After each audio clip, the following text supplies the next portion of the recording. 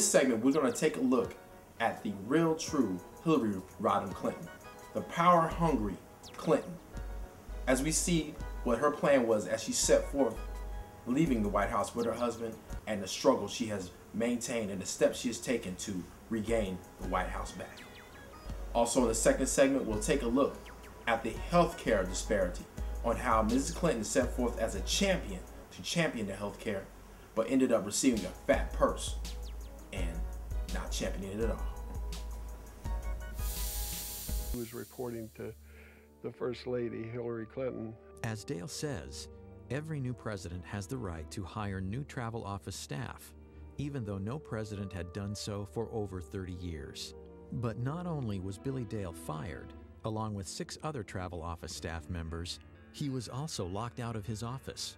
But that was only the beginning. And I got accused of embezzling $14,000 that I couldn't account for because the logs were missing. At the same time, D.D. Myers is in the press room briefing the White House press corps, telling them that we were being fired for criminal misconduct and the FBI was being called in to conduct a criminal investigation. I think that they wanted to make it look like they were doing it because there was corruption over there so nobody would criticize them, because the media liked Billy Dale and the people there. Gary Aldrich was an FBI agent for 26 years, the last 5 as an agent responsible for background checks on White House staff. Recall that the FBI had conducted investigations of all of these men and had determined that they were qualified to work in the White House and that they were honest individuals. I conducted some of those investigations. Billy Dale was humiliated and was accused of serious wrongdoing to the degree that they conduct a federal grand jury investigation and an indictment of him. I had dedicated 32 years of my life to this job and served faithfully to Democrats and Republicans alike. The experience was a major event in my career because it taught me that powerful politicians can misuse law enforcement authority almost whimsically. And because it was the First Lady ordering the investigation, well then charges have to be found.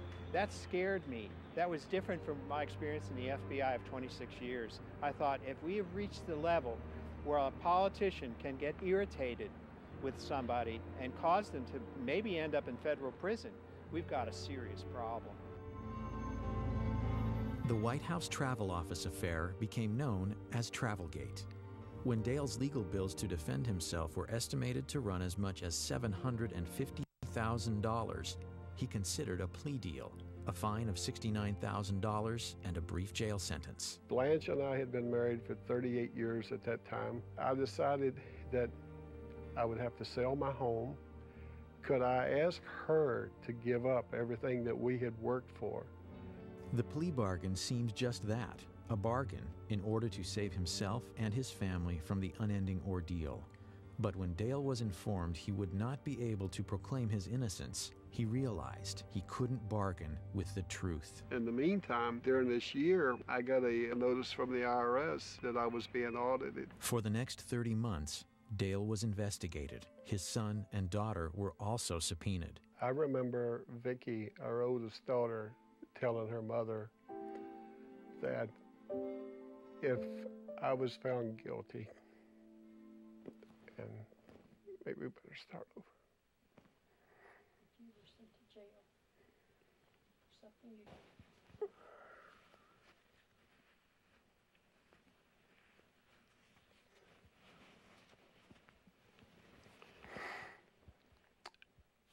I remember during my trial, Vicki, my oldest daughter, telling her mother that if I was found guilty and had to go to jail for something that I did not do, that she didn't know if she could live in this country any longer, when the government would be responsible for doing something like that to her father.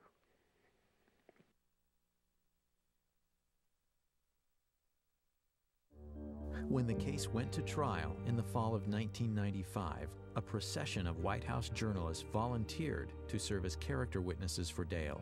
including Brit Hume and Sam Donaldson.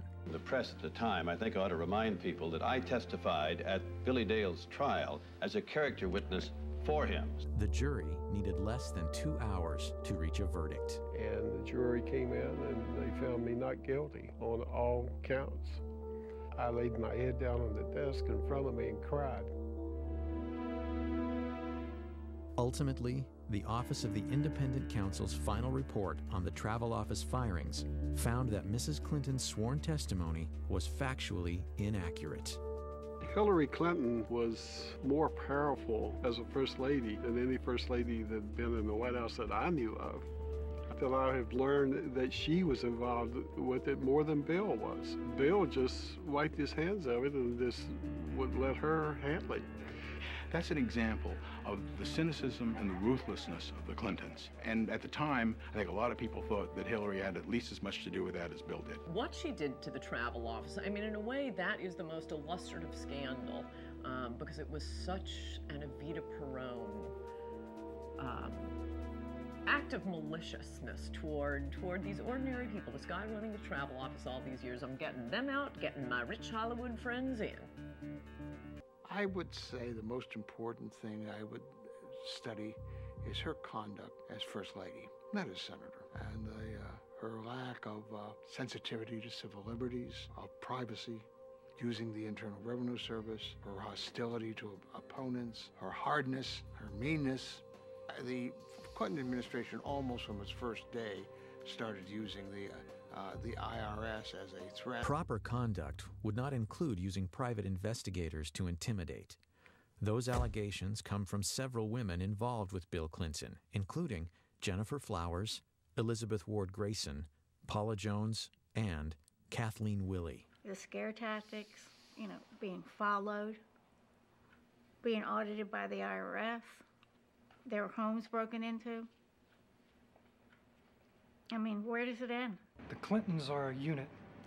They share a zeal for power and a willingness to engage in any and all threat-neutralizing strategies. Legality be damned. No one will ever say what happened to Kathleen Willey was an anomaly. That MO can be seen throughout the Clintons' political lives. It is consistent. Willey says her car was vandalized, her house broken into, and a cat's skull was left on her porch. Today, she still lives in fear. And I don't understand how any woman in this country could vote for a woman who does that to other people, who sets out to destroy and ruin these women who have crossed paths with Bill Clinton. They're power hungry. They stop at nothing. The Monday after the event, I got a phone call from Ed Rendell telling me that the Washington Post was asking questions. The position that Hillary Clinton would take was that she hardly knew me and that I didn't give any money, and that if I was smart in order to maintain my deal, that I would go along with that. As much as those pardons reveal about Bill, an earlier pardon may have revealed even more about Hillary's character and her willingness to do anything to get elected. That happened in America. The senseless bombing had been perpetrated by what was arguably the most active terrorist organization in U.S. history, the FALN. But in 1975, the FALN was a newly formed, previously unheard of organization that through deadly violence advocated complete independence for Puerto Rico. So, in September 1999, right in the middle of her Senate campaign, she was approached by City Councilman Jose Rivera, who really is a spokesman for the Hispanic community in New York, who gave her a packet urging the pardoning of the FALN terrorists. And included in the packet was a letter to Hillary asking her to use her influence on her husband to get these pardons granted. And 2 days later, they were. Freedom came today for most of the 14 Puerto Ricans who accepted President Clinton's controversial gift of clemency. 11 of them, who describe themselves as nationalists, some others describe them as terrorists, were released from federal prisons around the country.